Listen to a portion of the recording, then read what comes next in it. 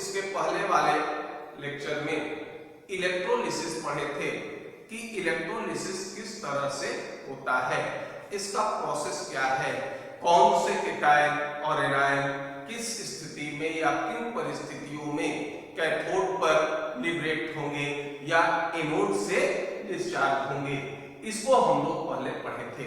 हालांकि Faraday law of electrolysis भी ये इलेक्ट्रोलिसिस का ही एक पार्ट होगा। तो आज हम लोग स्टार्ट कर रहे हैं फैराडेज लॉ ऑफ इलेक्ट्रोलिसिस। ये हो गया फैराडेज लॉ ऑफ इलेक्ट्रोलिसिस। तो देखो फैराडे लॉ ऑफ इलेक्ट्रोलिसिस में हम लोग पढ़ते क्या है। हम लोग इसके पहले वाले वीडियो में ये कहे थे कि अगर इलेक्ट्रोलिटिक कंडक्टर में ट्रांसपोर्ट होता है या चार्ज के ट्रांसपोर्ट के लिए उत्तरदायी होते हैं क्या, फ्री आयंस उत्तरदायी होते हैं। दूसरा इसकी विशेषता हमने ये देखा था कि इलेक्ट्रोलिटिक कंडक्टर में ट्रांसपोर्ट ऑफ चार्ज के साथ साथ ट्रांसपोर्ट ऑफ मास भी होता था। तो दूसरी विशेषता इसकी ये थी कि transport of charge and mass both are possible. दोनों जो होंगे ये क्या होंगे, ये पॉसिबल होंगे। और तीसरा चीज हमने ये देखा था कि ट्रांसपोर्ट ऑफ चार्ज तो समान होगा लेकिन ट्रांसपोर्ट ऑफ मास समान नहीं होगा। तो तीसरी विशेषता ये थी कि transport of charge will be same but transport of mass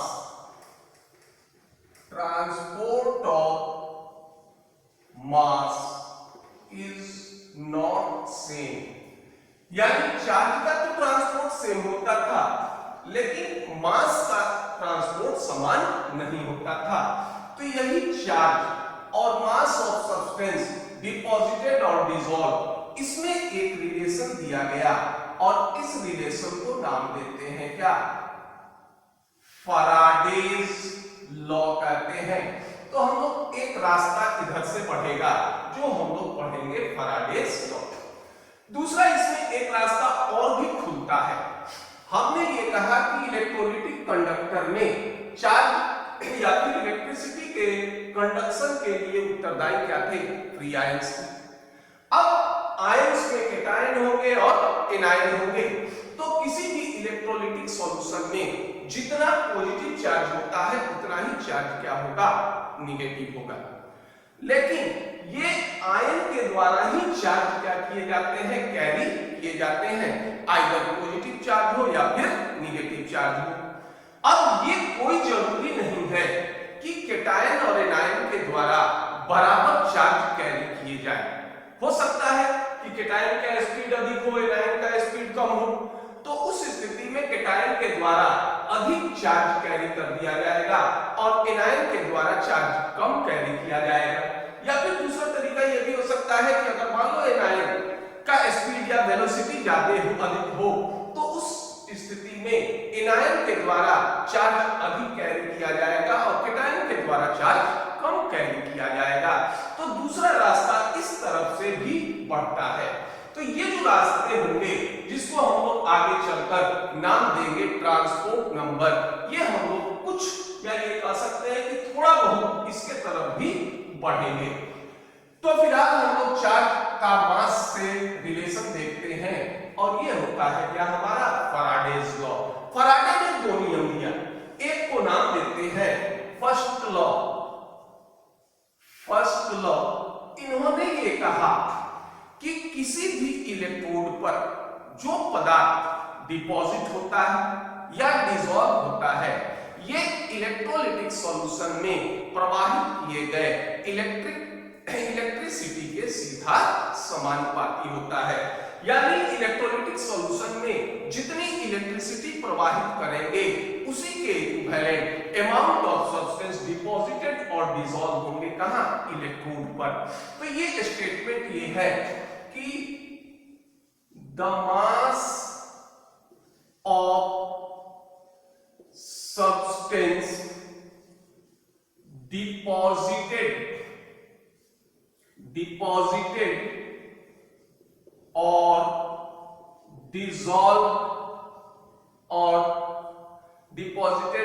dissolve on electrode is directly proportional to quantity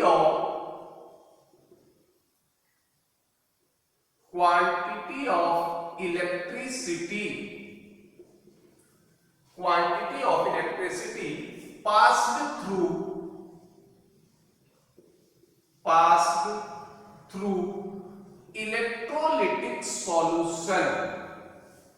electrolytic solution or molten state। यह कहता है कि mass of substance deposited or dissolved on electrode। तो देखो electrode हमारा दो होता है, एक होता है कैथोड और दूसरा होता है क्या, एनोड।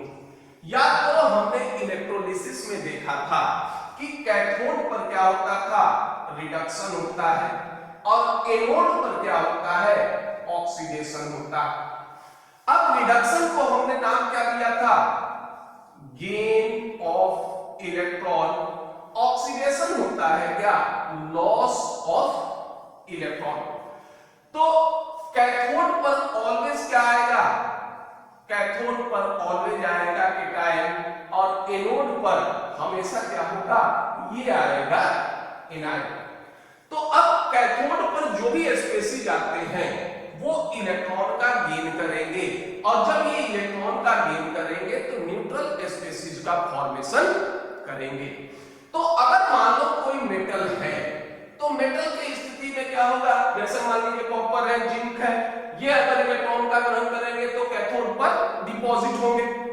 यही मान लो अगर मान लीजिए H+ आया तो H+ आएगा तो ये इलेक्ट्रॉन का गेन करके कैथोड पर डिपॉजिट नहीं करेगा, बल्कि कैथोड से क्या होंगे, ये लिबरेट करेंगे। यही हाल एनायन पर होता है। अगर मान लो एनायन पर कोई इलेक्ट्रॉन का लॉस करता है, जैसे मान लीजिए Cl- हुआ, ये हो गए OH- हो गए, तो ये कन्वर्ट होगा किसमें, Cl2 में, ये कन्वर्ट होगा किसमें, O2 में। तो ये एनोड पर डिपॉजिट नहीं होंगे, बल्कि एनोड से क्या होंगे, लिबरेट होंगे। दूसरा अगर ये भी हो सकता है कि एनोड मान लो हमारा क्या है, मेटल का, और मेटल का ऑक्सीडेशन होता है तो ऑलवेज क्या होगा, केटायन का फॉर्मेशन होगा, और एनोड हमारा क्या होता है, पॉजिटिव इलेक्ट्रॉन होता है। तो जब तक कॉपर पर कोई चार्ज नहीं है वो एनोड पर आसानी से रह सकता है। जैसे ही कॉपर ऑक्सीडाइज होकर केटायन का फॉर्मेशन करेगा, अब ये एनोड पर नहीं रहेगा, तो ये क्या करेगा, ये सॉल्यूशन में आ जाएगा। तो कैथोड पर डिपोजिशन भी हो सकता है और लिबरेशन भी हो सकता है। ठीक उसी तरह से एनोड जो होंगे, इससे कोई स्पेसीज या सब्सटेंस डिसॉल्व भी कर सकता है या फिर लिबरेट भी हो सकता है। तो इसलिए हमने यहां शब्द यूज किया है इलेक्ट्रोड। तो जितना सब्सटेंस डिपॉजिट या डिसॉल्व हो, उस इलेक्ट्रोलाइटिक सॉल्यूशन में जितनी इलेक्ट्रिसिटी प्रवाहित करेंगे इसके डायरेक्टली प्रोपोर्शनल होगा। मान लो W gram of any substance deposited when Q coulomb of electricity passed into electrolytic solution. यानी किसी सब्सटेंस का मान लेते हैं W ग्राम डिपॉजिट होता है, यदि इलेक्ट्रोलाइटिक सॉल्यूशन में Q कूलम इलेक्ट्रिसिटी प्रवाहित करते हैं तो ये हो जाएगा W प्रोपोर्शनेट टू Q। अब इस प्रोपोर्शनेट को हटाते हैं तो एक कांस्टेंट से गुना करते हैं, ये कांस्टेंट होता है Z। यहां Z हमारा क्या होगा, ये कांस्टेंट होगा, और इसको नाम देते हैं क्या, इलेक्ट्रोकेमिकल इक्विवेलेंट कहते हैं। इसको हम नाम देते हैं इलेक्ट्रोकेमिकल इक्विवेलेंट। और ये जानते हैं Q बराबर होता है I इंटू T, जहां I होता है हमारा क्या, इलेक्ट्रिक करंट, और ये इसमें यूज करेंगे एम्पियर में, और T होता है हमारा क्या, टाइम, ये यूज करेंगे किसमें, सेकंड में। तो अब Q का मान रख दो, तो ये होता है W इक्वल टू ZIT, यही होता है हमारा फर्स्ट फैराडे लॉ। अगर मान लीजिए if I equal to 1 ampere and t equal to 1 second, तो उस स्थिति में ये हो जाएगा W इक्वल टू Z। तो अब हम लोग अगर चाहें तो इस Z या इलेक्ट्रोकेमिकल इक्विवेलेंट को भी डिफाइन कर सकते हैं। ये कह सकते हो कि अगर किसी इलेक्ट्रोलाइटिक सॉल्यूशन में 1 एम्पियर का इलेक्ट्रिक करंट 1 सेकंड तक प्रवाहित करते हैं, तो जो इलेक्ट्रोड पर डिपोजिशन या डिसोल्यूशन होता है उसी को नाम देते हैं क्या, इलेक्ट्रोकेमिकल इक्विवेलेंट। और अगर इसको मल्टीप्लाई करोगे तो ये बराबर हो जाएगा किसके, 1 कूलाम के। तो ये भी कह सकते हो कि the amount of substance deposited और dissolution when 1 coulomb of electricity passed into electrolytic solution। तो हम लोग electrochemical equivalent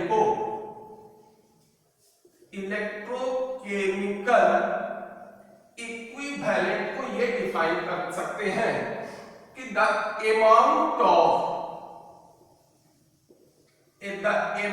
of substance deposited or dissolved if 1 ampere of electric current passed into solution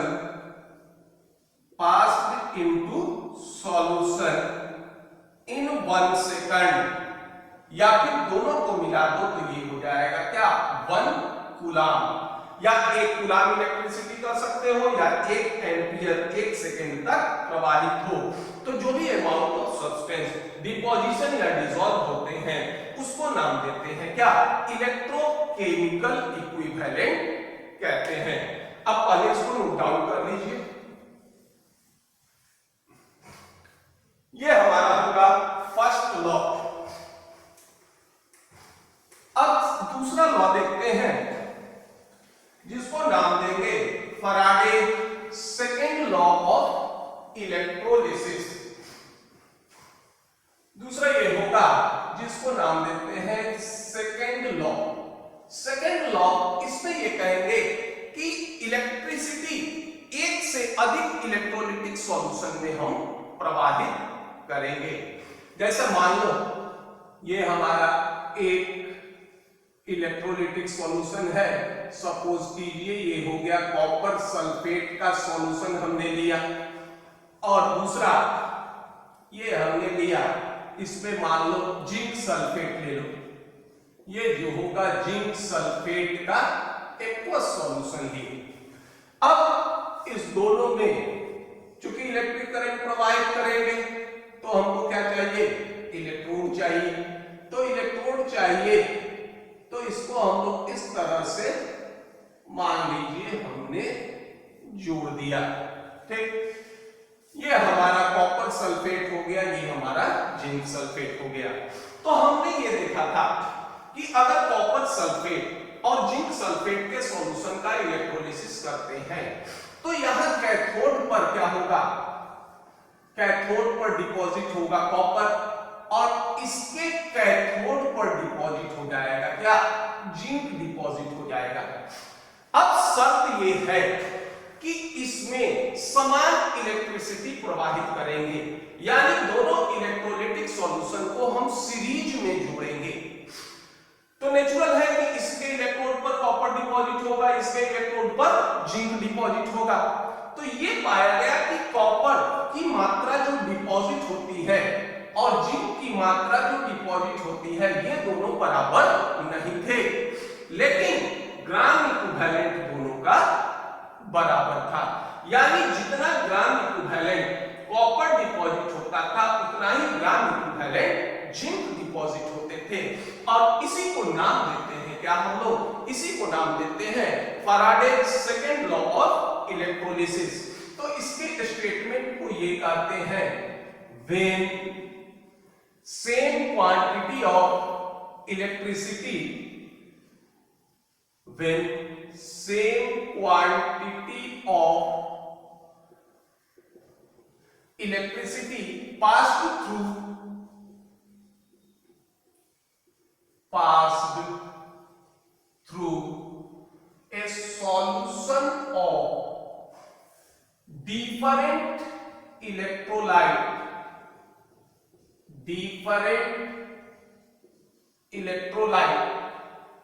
connecting in series,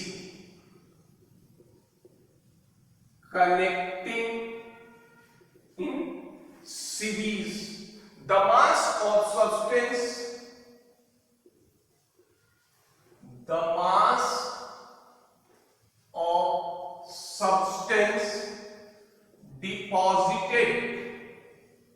deposited on electrode is directly proportional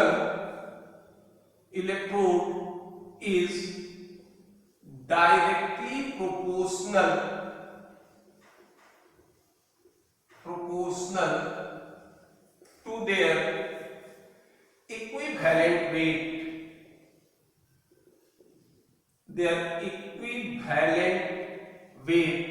या फिर ये भी use करते हैं term chemical equivalent. देखो ये केमिकल इक्विवेलेंट ये हम लोग पहले पढ़े थे, जहां हम लोग बेसिक प्रिंसिपल ऑफ केमिस्ट्री में ये इक्विवेलेंट वेट पढ़े थे, वही हमारा केमिकल इक्विवेलेंट होगा। अब मान लीजिए जिसको केमिकल इक्विवेलेंट के बारे में जानकारी कम हो, तो वो क्लास 11 के इस वीडियो को बेसिक प्रिंसिपल ऑफ केमिस्ट्री के इक्विवेलेंट वेट चैप्टर या इस वीडियो को देखकर इसके बारे में अधिक से अधिक जानकारी प्राप्त कर सकते हैं। अब इन्होंने ये कहा कि यदि एक से अधिक इलेक्ट्रोलाइटिक सॉल्यूशन है, इसको हम सीरीज में जोड़ते हैं। सीरीज का मतलब क्या है कि सेम अमाउंट ऑफ इलेक्ट्रिसिटी दोनों में प्रोवाइड करेंगे। तो ये कहता है कि the amount of substance deposited on different electrodes, यानी अलग अलग इलेक्ट्रोलाइटिक सेल के इलेक्ट्रोड पर जो सब्सटेंस डिपॉजिट होंगे, इनका मास तो समान नहीं है, लेकिन इनके ग्राम इक्विवेलेंट समान होंगे। तो जैसे मान लो एक इलेक्ट्रोलाइटिक सॉल्यूशन ए है और दूसरा बी है। मान लीजिए इसका वेट हो गया डिपॉजिट WA और इसका वेट ऑफ डिपॉजिशन ये क्या होगा WB। ये होगा वेट ऑफ A और ये हो जाएगा वेट ऑफ B। ये हो जाएगा डिपॉजिट EA। ये इंडिकेट करेगा इक्विवेलेंट वेट ऑफ A और EB ये इंडिकेट करेगा किसको इक्विवेलेंट वेट ऑफ B को। तो ये कहता है WA प्रोपोर्शनेट टू EA और WB प्रोपोर्शनेट टू EB। अब देखिए दोनों इलेक्ट्रोलाइटिक सॉल्यूशन में मान लो इसमें भी हम लोग Q कूलम इलेक्ट्रिसिटी प्रवाहित करते हैं और इसमें भी हम लोग Q कूलम इलेक्ट्रिसिटी प्रवाहित करते हैं। तो अभी हमने फर्स्ट लॉ क्या देखा था? W इक्वल टू ZIT, जहां Z होता है क्या इलेक्ट्रोकेमिकल इक्विवेलेंट। तो अगर A का इलेक्ट्रोकेमिकल इक्विवेलेंट Z हो और B का क्या हो ZB हो, तो ये हो जाएगा WA बराबर ZAIT। सॉरी, ये हो जाएगा, इसके जगह लिखो WA के जगह हम लिख सकते हैं ZAIT प्रोपोर्शनेट टू EA और ये होगा ZBIT इनटू EB। अब मान लीजिए इसको इक्वेशन 1, इसको इक्वेशन 2, तो ये आ जाएगा EA by EB equal to ZA by ZB। इसका मतलब ये हो गया कि सीधा ये कहता है कि इलेक्ट्रोकेमिकल इक्विवेलेंट ये डायरेक्टली प्रोपोर्शनल हो जाएगा किसके केमिकल इक्विवेलेंट के। ये हमारा हो जाएगा क्या फैराडे सेकंड लॉ। अब देखो इससे रिलेशन किस तरह से निकालेंगे, तो देखिए इलेक्ट्रोकेमिकल इक्विवेलेंट हमने पढ़ा क्या कि अगर एक कूलम इलेक्ट्रिसिटी प्रवाहित करते हैं तो किसी भी सब्सटेंस का जितना ग्राम डिपॉजिट या डिसॉल्व होता है उसको कहते हैं क्या इलेक्ट्रोकेमिकल इक्विवेलेंट। और केमिकल इक्विवेलेंट या इक्विवेलेंट वेट, इसको ज्ञात करने का हमारे पास तरीका था एटॉमिक वेट बटा चार्ज से जो होगा ये भाग दे देते थे और वेट को इक्विवेलेंट वेट से भाग दे देते थे, वो हो जाता था क्या, ग्राम इक्विवेलेंट। तो अब ये हमारे पास और ये दोनों एक दूसरे के प्रोपोर्शनेट हैं, तो इसके सहायता से, इस चार्ज के सहायता से हम इसका मास आसानी से ज्ञात कर सकते हैं। अब ये देखते हैं कि इसका उपयोग किस तरह से करेंगे, ये तो मात्र स्टेटमेंट है, ये हमको इतना जानकारी देगा। अब यह है कि इसका उपयोग हम किस तरह से करेंगे, नोट कर लीजिए।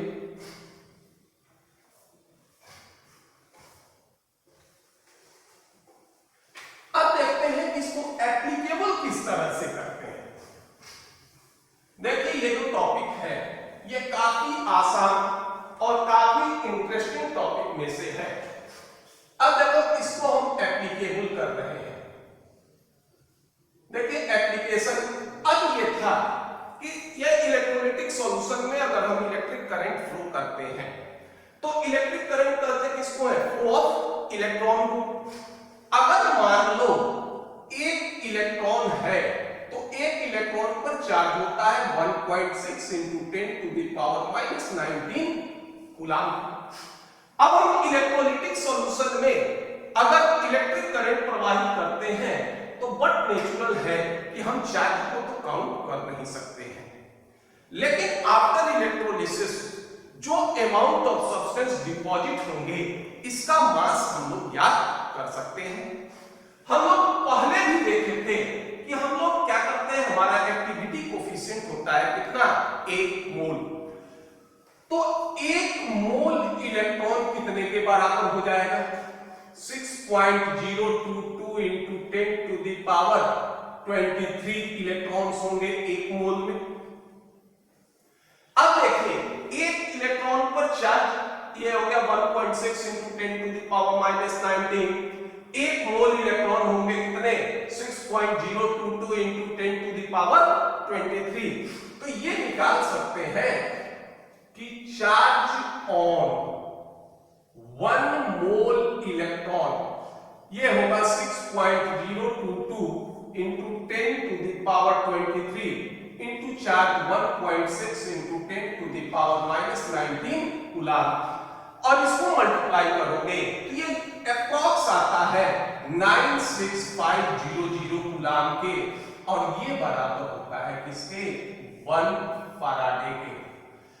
तो सीधा ये कह सकते हैं कि अगर मान लो हमने इलेक्ट्रोलाइटिक सॉल्यूशन में 1 फैराडे इलेक्ट्रिसिटी या 96,500 कूलम इलेक्ट्रिसिटी प्रवाहित करते हैं तो इलेक्ट्रोलाइटिक सॉल्यूशन में मूव करेंगे कितने, 6.022 into 10 to the power 23 electron. अगर कैथोड पर काउंट करोगे तो इतने इलेक्ट्रॉन का क्या होगा, एब्जॉर्प्शन होगा, और अगर एनोड पे काउंट करोगे तो इतना इलेक्ट्रॉन क्या होंगे, ये रिलीज करेंगे। तो ये होगा क्या, डिपॉजिटेड, या ये कहो कि गेन ऑन कैथोड, और ये हो जाएगा क्या, लॉस ऑन एनोड, दोनों बराबर होंगे। अब देखिए जरा काउंट करते हैं, मान लो सोडियम है, अब ये 1 मोल Na+ है, इलेक्ट्रॉन गेन करके क्या किया, सोडियम के रूप में डिपॉजिट कर जाए। मान लीजिए Ca2+ है, ये 2 मोल इलेक्ट्रॉन गेन करे और कॉपर के रूप में डिपॉजिट हो जाए। हमारा एक्टिविटी कोफिशिएंट है, तो ये कितना जो होगा इलेक्ट्रिसिटी गेन करेगा, 1 फैराडे और 96500 कूलम। ये कितना गेन करेगा, 2 फैराडे या 96500 कूलम। देखिए 1 मोल सोडियम कितने के बराबर होता है, 23 ग्राम के बराबर, और 1 मोल कैल्शियम कितने के बराबर होगा, 40 ग्राम के बराबर। ये जानते हैं कि अगर एटॉमिक या मॉलिक्यूलर वेट को ग्राम में व्यक्त कर देते हैं, एक्सप्रेस कर देते हैं, तो ये 1 मोल के बराबर होगा। सोडियम का एटॉमिक वेट होता है 23, तो 1 मोल सोडियम होगा कितने, 23 ग्राम के बराबर। कैल्शियम का एटॉमिक वेट होता है 40, तो एक मोल कैल्शियम क्या हो जाएगा, ये हो जाएगा 40 ग्राम के बराबर। अब देखिए अगर मान लो 23 ग्राम, अगर मान लीजिए 23 ग्राम सोडियम का डिपोजिशन हो गया तो इसके लिए 1 फराडे क्या हो गया, इलेक्ट्रिसिटी की आवश्यकता होगी। अगर यही मान लो 40 ग्राम कैल्शियम अगर डिपॉजिट होगा तो इसके लिए 2 फराडे इलेक्ट्रिसिटी की आवश्यकता होगी। तो सोडियम का इक्विवेलेंट वेट कितना होगा, एटॉमिक वेट m, चार्ज हो गया 1, ये हो गया कितना 23। कैल्शियम का कितना हो जाएगा, चार्ज हो गया 2m/2, ये हो गया 40/2 यानी 20। तो अगर मान लीजिए 2f या 2 फराडे इलेक्ट्रिसिटी की आवश्यकता होती है कितने के लिए, 40 ग्राम के लिए, तो 1 फराडे के लिए कितने की आवश्यकता होगी, 20 ग्राम के लिए।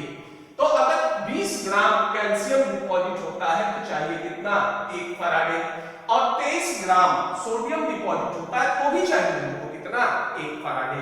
तो ये होता है क्या, ये हो जाएगा सोडियम का क्या हो जाएगा इक्विवेलेंट वेट, और ये हो गया किसका, कैल्शियम का इक्विवेलेंट वेट।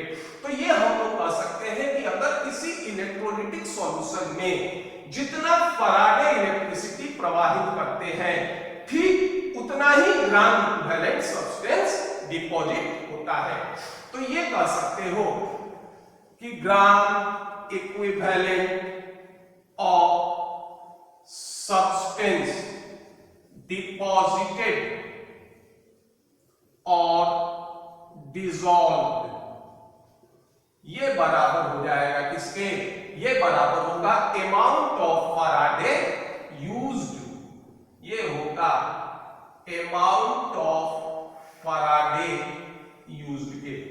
अब देखिए ग्राम इक्विवेलेंट किसके बराबर होता है, वेट ऑफ सब्सटेंस बटा, ये हो जाएगा इक्विवेलेंट वेट ऑफ सब्सटेंस, ये बराबर होता है फराडे क्या होगा, कूलम बटा, या ये कर लो Q बटा 96500, या Q को कह सकते हो I इंटू T बाई 9600, ये लिख सकते हैं। अब इस तरह से देखिए इस सूत्र का उपयोग करके हम क्या बता सकते हैं, वेट ऑफ सब्सटेंस डिपॉजिटेड बता सकते हैं और डिसॉल्व बता सकते हैं, इक्विवेलेंट वेट बता सकते हैं, ये बता सकते हैं कि इलेक्ट्रोलाइटिक सॉल्यूशन में कितना इलेक्ट्रिक करंट फ्लो किया, टी बता सकते हैं कितने समय तक जो होगा ये प्रवाहित हुआ, या फिर अगर दोनों को पूरे को ले लो तो ये बता सकते हो कि अमाउंट ऑफ फराडे यूज्ड कितना हुआ। तो अब इसको पहले नोट कर लीजिए, ये होगा 96500। अब इसके सहायता से लगभग सारे न्यूमेरिकल हम लोग इसके बना सकते हैं। अब इसको एप्लीकेबल करके देखते हैं न्यूमेरिकल पर।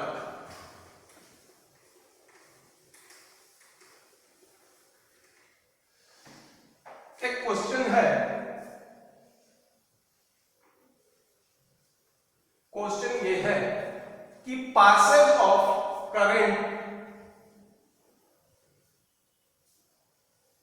passes of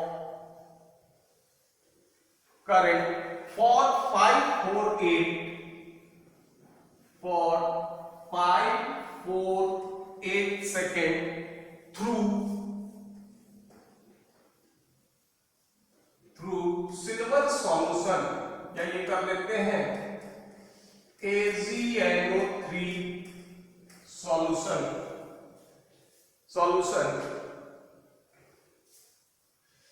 the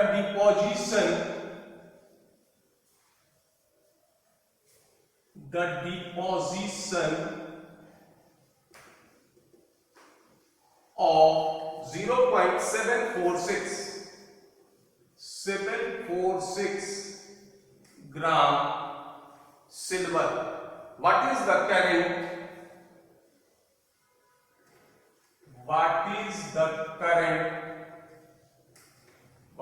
current flow in ampere. ये कहता है कि कोई सिल्वर नाइट्रेट के सॉल्यूशन में कोई इलेक्ट्रिक करंट प्रवाहित करते हैं जिसकी मात्रा एम्पियर ज्ञात नहीं है, ये हम लोग 548 सेकेंड प्रवाहित करते हैं।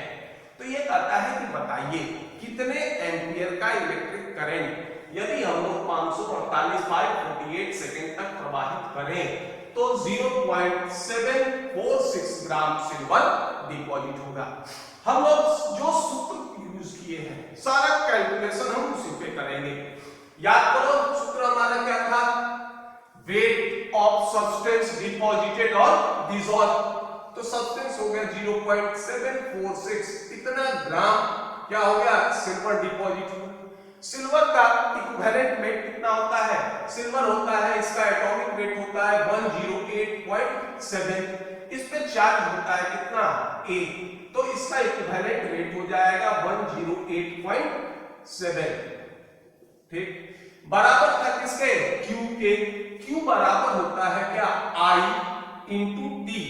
कितने समय तक प्रवाहित किए 548, डिवाइड कर देंगे 96500 और इसको कैलकुलेट करोगे तो ये हो जाएगा आपका I बराबर 96500 इंटू 0.746 बटा 108.7 इंटू 548, ये आ जाएगा कितना 11.2, ये आ जाएगा आपका 1.22 एम्पियर, यानी 1.22 एम्पियर का इलेक्ट्रिक करंट यदि 548 सेकेंड तक प्रवाहित करें तो सिल्वर नाइट्रेट सॉल्यूशन में 0.746 ग्राम सिल्वर डिपॉजिट होगा।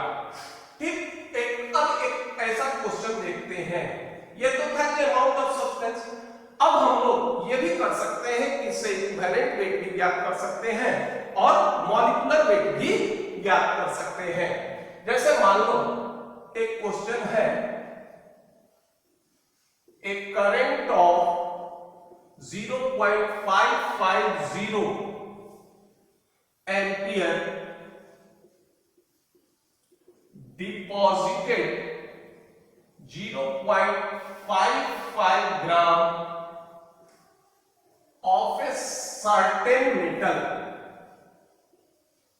of a certain metal in 100 minutes.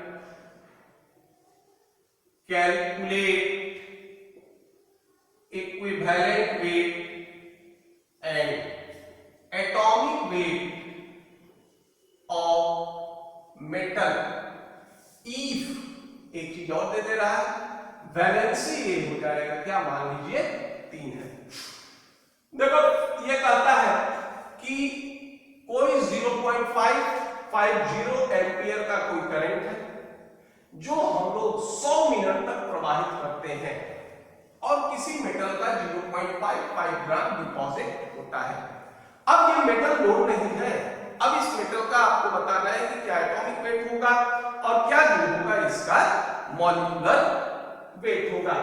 इसी सूत्र पर आप क्या था हमारा, वेट ऑफ सब्सटेंस डिपॉजिटेड और डिसॉल्व, ये होगा देखिए 0.55 बटा, पहले निकाल लेते हैं इक्विवेलेंट वेट ऑफ मेटल बराबर, ये था क्या हमारा I इंटू T। I हो गया कितना 0.550, T हो गया कितना 100 मिनट, चाहिए हमको किसमें सेकंड में, 60 से मल्टीप्लाई कर देते हैं, ये हो जाएगा 96500। अब इसको सॉल्व करो तो ये होगा equivalent weight of metal equal to 96500 into 0.55 upon 0.550 into 100 into 60, और इसको सॉल्व करोगे तो ये आ जाएगा आपका 16.08 ये हो जाएगा इसका इक्विवेलेंट वेट। और ये जानते हो कि एटॉमिक वेट बराबर होता था किसके, इक्विवेलेंट वेट इनटू वैलेंसी के। इक्विवेलेंट वेट हो गया 16.08 और ये हो जाएगा ग्राम पर इक्विवेलेंट और वैलेंसी हो गया 3, तो इसको मल्टीप्लाई करोगे तो ये होगा 48.24 ग्राम पर मोल। ये होगा मॉलिक्यूलर वेट, ये हो जाएगा हमारा क्या, ये हो जाएगा एटॉमिक वेट। इसको नोट कर लीजिए। पहले जो हम लोग एग्जाम्पल लिए थे या न्यूमेरिकल बनाए थे उसमें एक ही इलेक्ट्रोड पर डिपोजिशन या डिसोल्यूशन को हम लोग यूज कर रहे थे। इस क्वेश्चन में दोनों इलेक्ट्रोड पर डिपोजिशन और डिसोल्यूशन देखेंगे। क्वेश्चन ये कह रहा है कि 108 ग्राम 108 gram of Fairlie formed solution of silver nitrate, यानी 108 ग्राम कंसंट्रेटेड सिल्वर नाइट्रेट के सॉल्यूशन का इलेक्ट्रोलिसिस करते हैं यूजिंग 0.1 फैराडे इलेक्ट्रिसिटी। तो ये कहता है कि इस सॉल्यूशन में, या ये कह सकते हैं कि इस सॉल्यूशन में कितना डिक्रीज होगा, या फिर ये कहो कि सॉल्यूशन का मास क्या होगा। अब यह है कि अगर हम सिल्वर नाइट्रेट इसका इलेक्ट्रोलिसिस करते हैं तो इलेक्ट्रोलिसिस करोगे तो कैथोड पर आएगा क्या हमारा Ag+ और H+। तो Ag+ यहां क्या होगा, ये डिपॉजिट हो जाएगा एज ए सिल्वर के रूप में। और एनोड पर आते हैं तो एनोड पर आएगा NO3- और OH-। तो एनोड पर ऑक्सीजन गैस रिलीज करेंगे। अब हमारा सॉल्यूशन है 108 ग्राम। कैथोड पर जितना सिल्वर डिपॉजिट होगा और एनोड से जितना ऑक्सीजन रिलीज करेगा, इस दोनों के मास को जोड़ देते हैं और 108 से घटा देंगे। तो ये क्या हो जाएगा, ये आफ्टर इलेक्ट्रोलिसिस सॉल्यूशन का मास आ जाएगा। तो ये कहता है कि अगर हम 0.1 फैराडे इलेक्ट्रिसिटी या चार्ज प्रवाहित करते हैं तो उस स्थिति में ये जानते हैं कि gram equivalent of substance deposited और डिसॉल्व, ये बराबर होता है क्या, अमाउंट ऑफ फैराडेज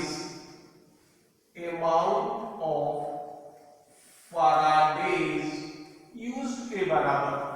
अब देखिए 0.1 फैराडे यूज हो रहा है तो ये क्या होगा, gram equivalent of silver deposited, इतना ही क्या होगा, ये कैथोड पर होगा। ये हो जाएगा आपका gram equivalent of O2 liberated, ये बराबर हो जाएगा किसके, 0.1 के। तो ये हो जाएगा वेट ऑफ सिल्वर कितना हो जाएगा, वेट ऑफ सिल्वर या Ag, ग्राम इक्विवेलेंट हो गया 0.1 और सिल्वर का इक्विवेलेंट वेट होगा कितना, ये ले लेते हैं, मान लो राउंड फिगर में ले लेते हैं 108, तो ये हो गया 10.8 ग्राम। अब चलिए ये हो जाएगा आपका weight of oxygen liberated from anode, anode से कितना जाएगा, ये भी आएगा कितना 0.1, ये हो गया 0.1 और ऑक्सीजन का इक्विवेलेंट वेट रेफरेंस भी होता है, ये हो गया 8, ये हो गया 0.8 ग्राम। यानी 10.8 ग्राम सिल्वर कैथोड पर डिपॉजिट होगा और 0.8 ग्राम ऑक्सीजन ये रिलीज हो जाएंगे, कहां से, ये रिलीज हो जाएंगे एनोड से। तो टोटल वेट कितना हो गया, टोटल वेट हो जाएगा 10.8 प्लस 0.8 ग्राम, ये हो जाएगा आपका 11.6 ग्राम। ये हो जाएगा, दोनों को जोड़ दो तो ये 11.6 ग्राम। अब ये हो जाएगा वेट ऑफ सॉल्यूशन, ये हमारा था 108 ग्राम, इसमें से घटा देंगे 11.6 ग्राम, ये घटा दोगे तो ये आ जाएगा आपका 108.00, ये हो जाएगा 10, ये हो गया 10, 4, ये हो जाएगा आपका कितना, 1, ये हो गया 7, ये हो गया 6, ये हो गया 9, 96, 97, ये हो जाएगा 96, 6 4 10 का 0, 6 1 7 1 8, ये हो गया 9 1 10, ये हो गया 96.4 ग्राम, इतना सॉल्यूशन का वेट हो जाएगा। अब इसका दूसरा एप्लीकेशन देखते हैं, इसके सहायता से देखो हमने क्या क्या चीज निकाल सकते थे, वेट ऑफ सब्सटेंस डिपॉजिटेड और डिसॉल्व। दूसरा ये कर सकते हैं equivalent weight, atomic weight, amount of electricity passed, ये सारी चीज इससे कैलकुलेट कर सकते हैं। दूसरा हमने ये देखा कि यदि किसी इलेक्ट्रोलाइटिक सॉल्यूशन में 1 कूलम इलेक्ट्रिसिटी प्रवाहित करते हैं तो जो मात्रा आती है उसको नाम देते हो क्या, ये इलेक्ट्रोकेमिकल इक्विवेलेंट। और अगर 1 फराडे या 96500 अमाउंट इलेक्ट्रिसिटी अगर प्रवाहित करते हैं तो जो मात्रा डिपॉजिट होता है उसको नाम देते हो क्या, 1 ग्राम इक्विवेलेंट। तो ये अगर मान लीजिए 1 कूलम्स इलेक्ट्रिसिटी प्रवाहित करते हैं तो ये होता है अमाउंट ऑफ सब्सटेंस डिपॉजिटेड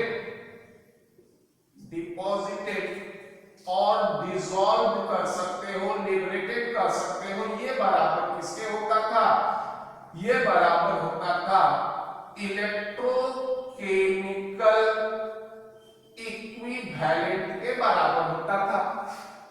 और यही अगर मान लीजिए 96500 कूलम्स इलेक्ट्रिसिटी अगर प्रवाहित करते हो तो वो इस स्थिति में अमाउंट ऑफ सब्सटेंस डिपॉजिटेड और डिसॉल्व्ड, ये बराबर किसके हो जाएगा, इसको हम लोग नाम देते हैं, ये होता है क्या, किसके, इक्विवेलेंट वेट के बराबर। क्योंकि इक्विवेलेंट वेट अगर ग्राम में एक्सप्रेस कर दो तो ये बराबर हो जाएगा किसके, 1 ग्राम इक्विवेलेंट के। तो अब हम लोग इसके सहायता से अगर हम लोग चाहें तो इलेक्ट्रोकेमिकल इक्विवेलेंट ज्ञात कर सकते हैं। देखो ये हो जाएगा इलेक्ट्रोकेमिकल इक्विवेलेंट। अब मान लीजिए कितना हो गया, ये हो जाएगा किसके बराबर, ये हो जाएगा केमिकल इक्विवेलेंट, इसमें डिवाइड कर दो किससे, 96500 से अगर डिवाइड कर देते हैं तो ये आ जाएगा हमारा क्या, इलेक्ट्रोकेमिकल इक्विवेलेंट। अब ये है कि हम लोग केमिकल इक्विवेलेंट पढ़े थे तो इसमें 3 रेफरेंस लिए थे, एक था हाइड्रोजन, दूसरा था ऑक्सीजन और तीसरा था क्लोरीन। हाइड्रोजन का इक्विवेलेंट वेट मानते थे कितना, 1, ऑक्सीजन का मानते थे कितना, 1 और क्लोरीन का मानते थे 35.5। तो अगर हाइड्रोजन का इलेक्ट्रोकेमिकल इक्विवेलेंट काउंट करते हैं तो 1.036 into 10⁻⁵ ग्राम आता है। काउंट करने का कुछ नहीं है, ये होगा 1/96500, एक हो गया क्या, equivalent weight of hydrogen, divide कर दिया किससे, 96500 से, तो ये हो जाएगा इलेक्ट्रोकेमिकल इक्विवेलेंट ऑफ हाइड्रोजन। अगर ऑक्सीजन का इलेक्ट्रोकेमिकल इक्विवेलेंट वेट काउंट करते हैं तो ये आता है 8.29 into 10⁻⁵ ग्राम, तो ये हो जाएगा आपका 8/96500। और यही अगर मान लो हम क्लोरीन का काउंट करते हैं तो ये आता है 3.678 into 10⁻⁴ ग्राम। क्लोरीन का होता था कितना, 35.5, इसमें डिवाइड कर देंगे, इससे 96500 से। तो जिस तरह से इक्विवेलेंट वेट में ये 3 रेफरेंस हो गए, तो हम लोग केमिकल इलेक्ट्रोकेमिकल इक्विवेलेंट में भी हम 3 रेफरेंस मान लेते हैं। अब मान लीजिए किसी दूसरे एलिमेंट का हमको इलेक्ट्रोकेमिकल वेट निकालना है, तो इलेक्ट्रोकेमिकल इक्विवेलेंट निकालना है, तो या तो हाइड्रोजन में या फिर ये हाइड्रोजन में अगर हम लोग इसके केमिकल इक्विवेलेंट से मल्टीप्लाई कर दें, तो ये क्या आ जाएगा, किसी भी एलिमेंट का इलेक्ट्रोकेमिकल इक्विवेलेंट आ जाएगा। तो इसको पहले नोट कर लीजिए।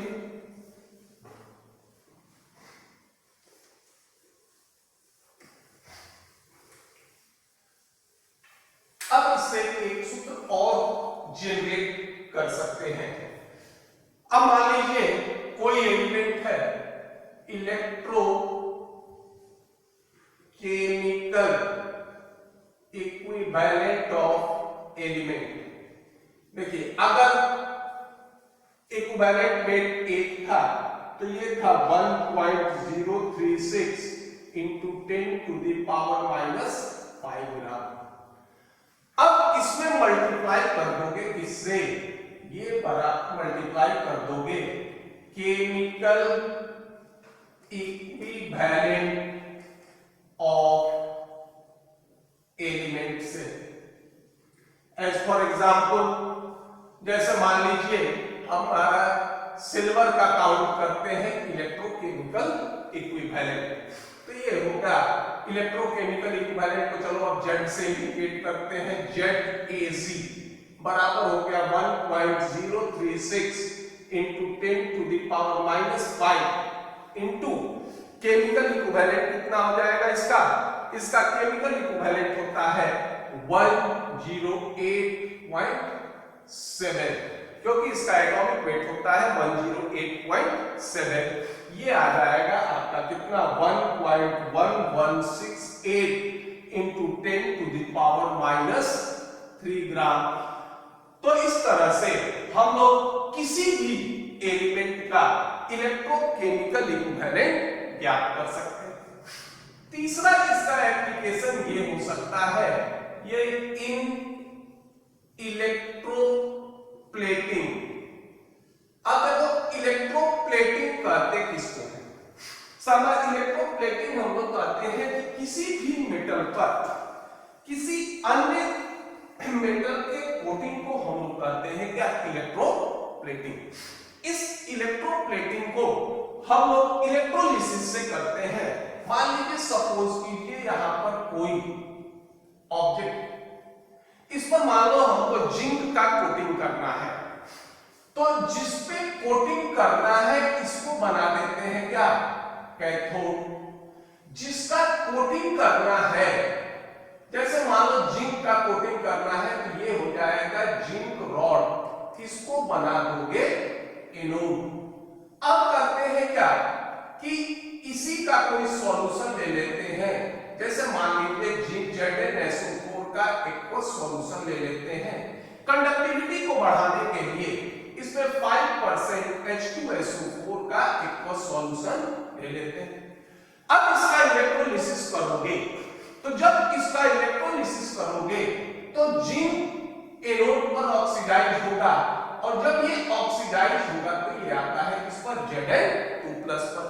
सॉल्यूशन में भी हमारा क्या है, Zn2+ है। ये करेंगे क्या कि इस ऑब्जेक्ट पर कैथोड पे आने वाले इलेक्ट्रॉन को गेन करेंगे और इस पर डिपॉजिट होने लगेंगे, और इस तरह से जिंक का कोटिंग इस ऑब्जेक्ट पर हो जाता है। इसी तरह से किसी भी मेटल का अगर मान लो हमको सिल्वर का कोटिंग करना है, या सिल्वर रॉड ले लेंगे, या सॉल्यूशन ले लेंगे इसका, इस सिल्वर नाइट्रेट का सॉल्यूशन ले लेंगे। अगर मान लो कॉपर का कोटिंग करना है तो यहाँ कॉपर रॉड ले लेंगे, सॉल्यूशन ले लेंगे कॉपर सल्फेट का। तो इस तरह से हम लोग किसी भी ऑब्जेक्ट पर इलेक्ट्रोप्लेटिंग कर सकते हैं। तो इलेक्ट्रोप्लेटिंग में भी इलेक्ट्रोलिसिस का सहायता लेते हैं, तो ये भी फैराडे लॉ का क्या करेगा, पालन करेगा, और ये पालन करेगा कि जितना ग्राम इक्विवेलेंट मेटल डिपॉजिट होगा उतना फैराडे इलेक्ट्रिसिटी यूज होगी। तो इसका भी हम लोग क्या कर सकते हैं, कैलकुलेशन कर सकते हैं। ये होता है gram equivalent of substance deposited, ये बराबर होता है किसके, ये होगा amount of Faraday passed.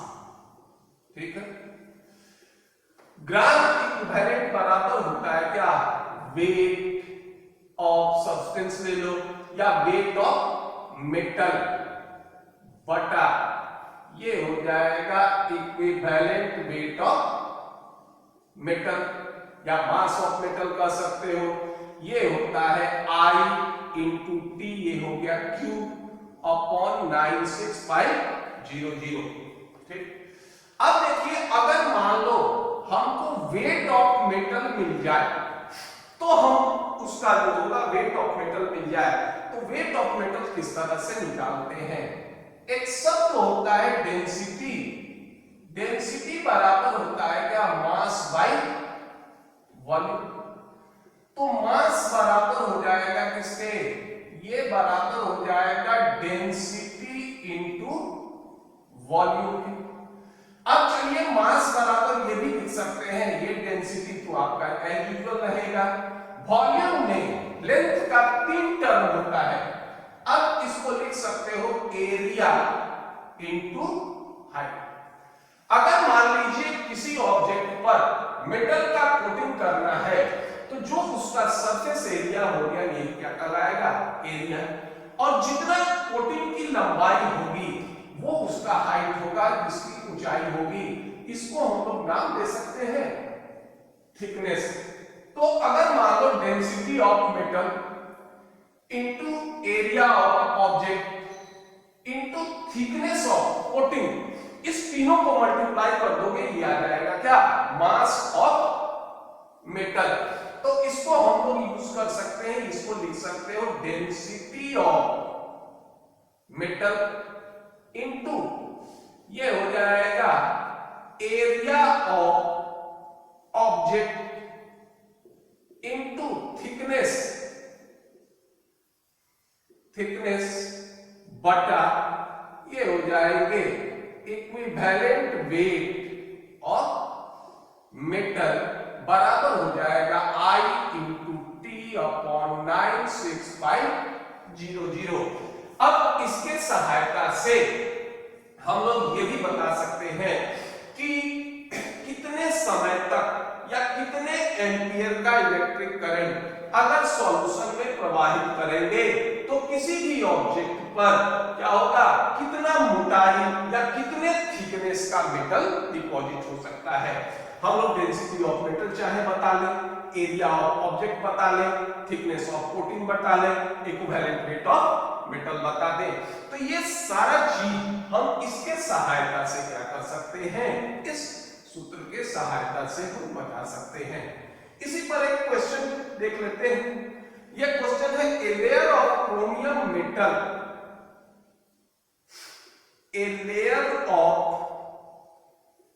Chromium metal 0.25 mm thick is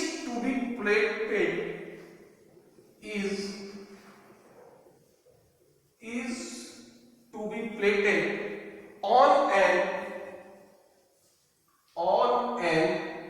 auto bumper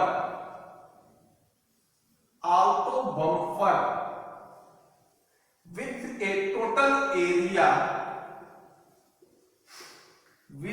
a total area 0.32 meter square from a solution containing CrO4 2 minus. What is the current required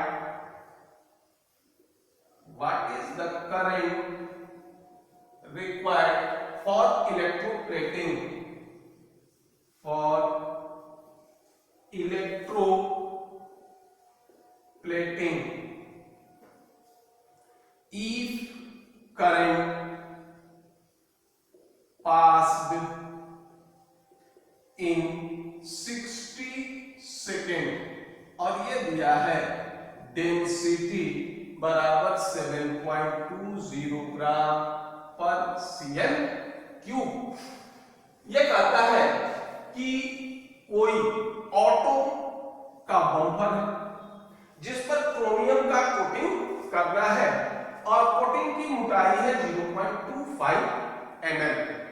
अब इसमें chromate का सॉल्यूशन हम लोग किसी एम्पियर का करंट है जिसका मान ज्ञात नहीं है, इसको 60 सेकंड तक प्रवाहित करते हैं। यदि क्रोमियम की डेंसिटी 7.20 ग्राम पर सेंटीमीटर हो तो ये आपको बताना है कि कितने समय तक इसमें कितने एम्पियर का इलेक्ट्रिक करंट इसमें प्रवाहित करते हैं। तो देखो यहां पर इसको सॉल्व करते हैं, जो हम लोग सूत्र यूज किए हैं उसी पर इसका सॉल्यूशन करेंगे। अब देखिए एक चीज ये है कि ये मिलीमीटर में दिया है, ये मीटर स्क्वायर में दिया है और ये सेंटीमीटर क्यूब में दिया है। तो सबको एक राशि में या एक जो होगा ये सीक्वेंस में ले जाएंगे। डेंसिटी ऑफ मेटल ये कितना है, ये है 7.20 ग्राम पर सेंटीमीटर क्यूब। तो ऐसा करते हैं कि इसको मीटर में चेंज करने के लिए 10⁶ से मल्टीप्लाई कर देते हैं, ठीक है। अब ये हमारा क्या है, एरिया है 0.32, थिकनेस कितना है 0.25, ये है किसमें mm में। तो इससे करते हैं कि 10⁻³ से मल्टीप्लाई कर दो, या ये कहो कि इसको जो होगा 1000 से डिवाइड कर देते हैं। अब इसका हमको क्या चाहिए, क्रोमियम का इक्विवेलेंट वेट।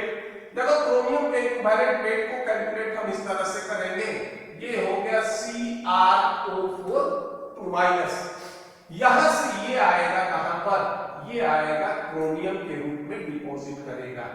तो एक टर्म होता है जिसको नाम देते हैं ऑक्सीडेशन नंबर। तो चेंज इन ऑक्सीडेशन नंबर से क्या करते हैं, एटॉमिक वेट को डिवाइड करेंगे। तो यहां ऑक्सीजन का होता है -2, ठीक, और क्रोमियम का अगर कैलकुलेट करोगे तो ये होगा +6। देखो इस तरह से क्रोमियम का मान लो x मान लेते हैं, ऑक्सीजन का -2 × 4 टोटल कितने के बराबर होगा, -2 के बराबर, इसलिए x बराबर हो जाएगा कितना, +6, और ये एलिमेंटल फॉर्म में है तो इसका ऑक्सीडेशन स्टेट क्या हो गया, 0। तो यहां जो क्रोमियम है इसने 6 इलेक्ट्रॉन का क्या किया है, लॉस किया है, और यहां क्रोमियम ना तो कोई लॉस ना ही कोई गेन।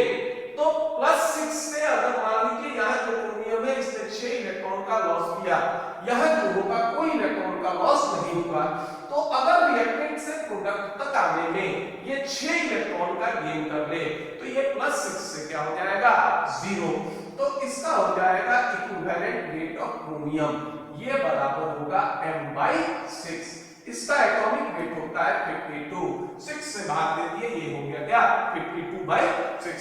तो ये करते हैं 52 ऊपर कर लेते हैं क्या 6, ठीक है। अब ये हमको I का मान निकालना है, T हो गया कितना 60/96500। अब ये हो जाएगा आपका I बराबर 7.20 × 10⁶ into 0.32 into 0.25 into 10⁻³ into 6 into 96500 divided by 52 into 60। और इसको अगर सॉल्व करोगे तो इसका सॉल्यूशन आएगा 1.067 into 10⁴ एम्पियर। इतना का इलेक्ट्रिक करंट अगर 60 सेकेंड तक प्रवाहित करेंगे तो कोई ऑटो का बम्पर जिसकी एरिया 0.3 मीटर स्क्वायर हो, इस पर 2.5 mm का कोटिंग हो जाएगा। तो इस तरह से हम लोग ये भी काउंट कर सकते हैं इलेक्ट्रोप्लेटिंग में कितना मेटल डिपॉजिट होता है, कितना उसका थिकनेस होगा, ये भी हम लोग क्या कर सकते हैं, डिटरमाइन कर सकते हैं। अब एक और भी चीज यूज कर सकते हैं और ये होता है कि जिस तरह से हम एटॉमिक इक्विवेलेंट वेट को ग्राम में एक्सप्रेस कर सकते हैं, उसको वॉल्यूम से भी एक्सप्रेस कर सकते हैं। ये था क्या, gram equivalent of substance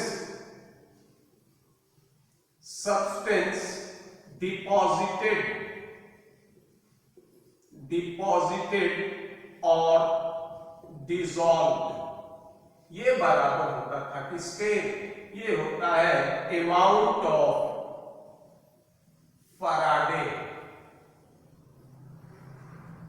Faraday's used. अब देखो ये जो सब्सटेंस है ये अगर गैसीय हो तो ये कैथोड पर है तो कैथोड से रिलीज करेगा, एनोड से है तो एनोड से भी रिलीज करेगा। तो हम इसके मास का तो रिलेशन ले सकते हैं, लेकिन हम ये भी कह सकते हैं कि वॉल्यूम ऑफ गैस ये हो जाएगा क्या, at STP divided by equivalent weight of gas.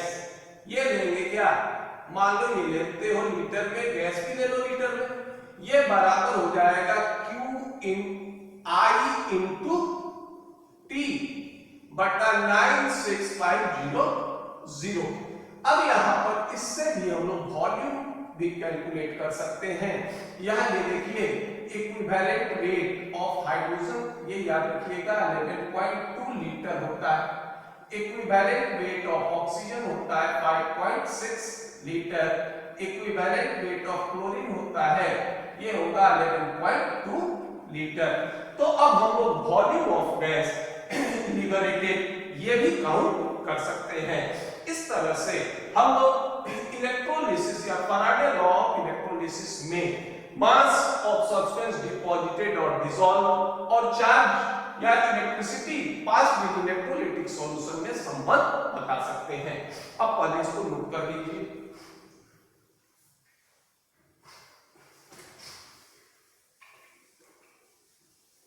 हमने प्रारंभ में कहा था कि हम इसमें दो तरह से बढ़ेंगे।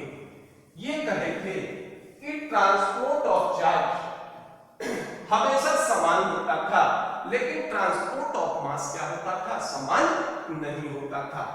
तो अब मान लो ट्रांसपोर्ट ऑफ मास ये क्या होता है, नॉट इक्वल, ये समान नहीं होता था।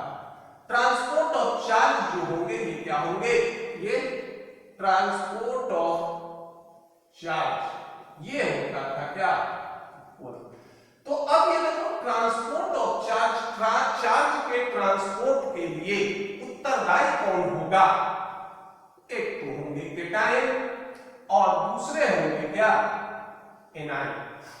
केटायन का अलग प्रॉपर्टीज होगा, एनायन का अलग प्रॉपर्टीज होगा। अगर मान लीजिए केटायन को कहां जाना है, एनोड से कैथोड की तरफ, और एनायन को जाना है कैथोड से एनोड की तरफ जाना है, तो अगर मान लीजिए दोनों की वेलोसिटी समान होगी तब तो जितना चार्ज केटायन कैरी करेगा उतना ही चार्ज एनायन भी कैरी करेगा।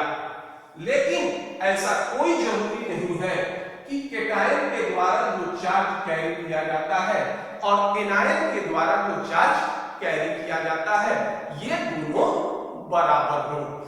ये कोई जरूरी नहीं है कि बराबर हो। तो जैसे मान लो ये कर सकते हो कि फ्रैक्शन ऑफ चार्ज या fraction of current carried by cation is not equal to fraction of current carried out या कैरिड बाई एनायन। तो उस स्थिति में ये कहते हैं कि एक एग्जांपल ले लेते हैं।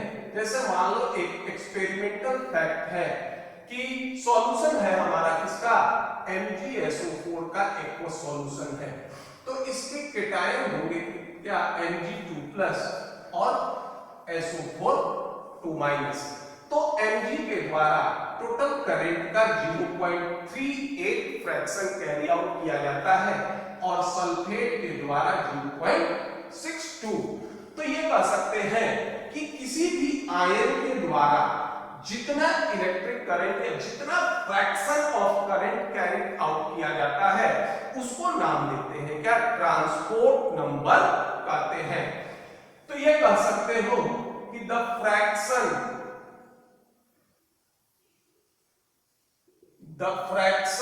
of the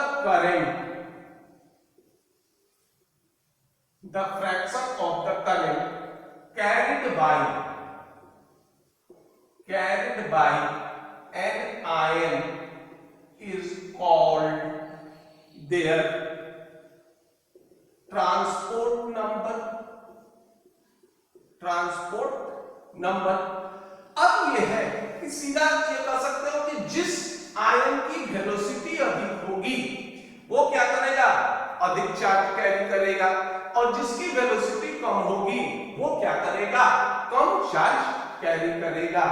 तो ये हो सकता है कि velocity of ion is directly proportional to charge carried by ion. तो ट्रांसपोर्ट नंबर क्या हो जाएगा, केटायन का अलग हो जाएगा और एनायन का अलग हो जाएगा। तो ट्रांसपोर्ट नंबर ऑफ केटायन क्या होगा कि किसी भी केटायन के द्वारा जितना फ्रैक्शन चार्ज कैरी आउट किया जाए, और ट्रांसपोर्ट नंबर ऑफ एनायन हो जाएगा कि किसी भी एनायन के द्वारा चार्ज का जितना फ्रैक्शन कैरीड आउट किया जाएगा वो हो जाएगा ट्रांसपोर्ट नंबर ऑफ एनायन। और ये जानते हैं कि फ्रैक्शन में टोटल 1 के बराबर होता है। तो transport number of cation plus transport number of anion ये कितने के बराबर हो जाएगा, 1 के बराबर। तो जिस आयन की वेलोसिटी अधिक होगी बट नेचुरल है कि उसके द्वारा अधिक चार्ज कैरी आउट किया जाएगा और उसका ट्रांसपोर्ट नंबर अधिक होगा। तो ये हो सकता है कि ट्रांसपोर्ट नंबर ऑफ केटायन ये कितने के बराबर हो जाएगा, चार्ज। ये हो जाएगा charge carried bye cation upon, इसको भाग कर देंगे फ्रैक्शन के लिए, इससे टोटल चार्ज से, या ये कह सकते हो UC upon UC plus UA। ये होता है, U होता है आयनिक मोबिलिटी ऑफ केटायन, ये होगा आयनिक मोबिलिटी ऑफ एनायन। ठीक उसी तरह ये भी हो सकता है कि ट्रांसपोर्ट नंबर ऑफ एनायन ये बराबर हो जाएगा किसके, ये बराबर होगा charge carried bye anion upon total charge. ये हो जाएगा आपका क्या, UA upon UC plus UA। और इस दोनों को जोड़ दोगे तो ये क्या हो जाएगा, इस दोनों को जोड़ दोगे तो ये बराबर हो जाएगा किसके, 1 के बराबर हो जाएगा। तो ये ट्रांसपोर्ट नंबर की एक और विशेषता होगी। अब मान लो ये केटायन के द्वारा चार्ज कैरिड आउट किया जाता है, इसके फ्रैक्शन को बताता है। अगर मान लीजिए कोई फैक्टर ऐसा हो जो केटायन और एनायन के स्पीड में परिवर्तन कर दे, वेलोसिटी में परिवर्तन कर दे, वो ट्रांसपोर्ट नंबर को क्या करेगा, ये परिवर्तित कर देगा, या ट्रांसपोर्ट नंबर ऑफ केटायन या एनायन को क्या करेगा, इफेक्ट कर देगा। तो जनरली ये होता है कि temperature and concentration affects transport number ये ट्रांसपोर्ट नंबर को टेम्परेचर और कंसंट्रेशन दोनों ट्रांसपोर्ट नंबर को प्रभावित करते हैं। टेम्परेचर में यह होगा कि अगर मान लो हम टेम्परेचर बढ़ाते हैं, इसकी थर्मल एनर्जी बढ़ेगी, वेलोसिटी बढ़ेगा और इसके साथ साथ क्या होगा, इसके ट्रांसपोर्ट नंबर में परिवर्तन होगा। अगर मान लीजिए हम कंसंट्रेशन बढ़ा देते हैं, तो अगर कंसंट्रेशन बढ़ाओगे तो इसका मूवमेंट क्या हो जाएगा, कंसंट्रेशन बढ़ाओगे तो इंटरमॉलिक्यूलर अट्रैक्शन के फोर्स बढ़ जाएंगे और इसके ट्रांसपोर्ट नंबर परिवर्तित हो जाएंगे। तो अब पहले इसको नोट कर दीजिए।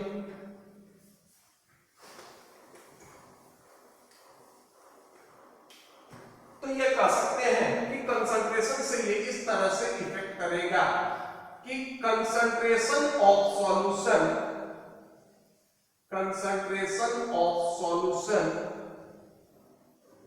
इंक्रीजेस, ट्रांसपोर्ट नंबर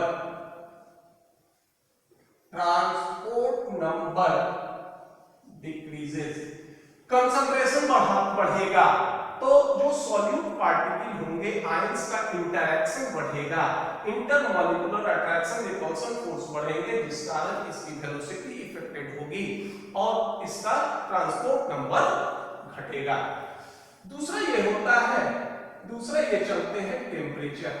तो टेम्परेचर में दो कंडीशन होगा कि if transport number of anion, transport number of ion is greater than